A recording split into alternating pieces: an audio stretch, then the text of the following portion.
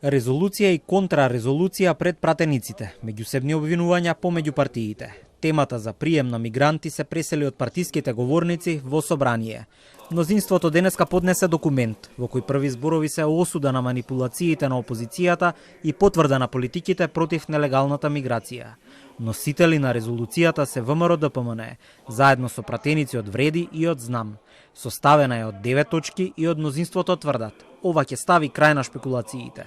Поширењето на лажни вести, невистини и манипулации од страна на СДСМ, ВМРО-ДПМН, како државотворна партија, подготви резолуција со која еднаш за секогаш ставаме точка на измислената тема на мигранти од страна на СДСМ. И граѓаните можат да бидат спокојни дека безбедноста во државата нема да биде нарушена.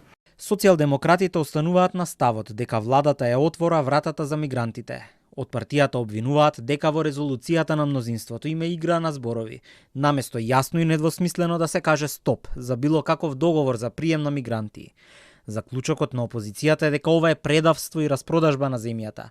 Уште еднаш ја повикаа власта да го потпише нивниот документ. Цела недела одбегнуваа да одговорат на нашите повици, одбегнуваа да ја потпишат резолуцијата во која што експлицитно стои дека нема да дозволиме да се носат мигранти. Наместо да застанат заедно со нас, поднесоа контрарезолуција. Контрапротести, контрарезолуција, лажни вести, закани со кривични пријави, исто како во времето на Никола Груевски.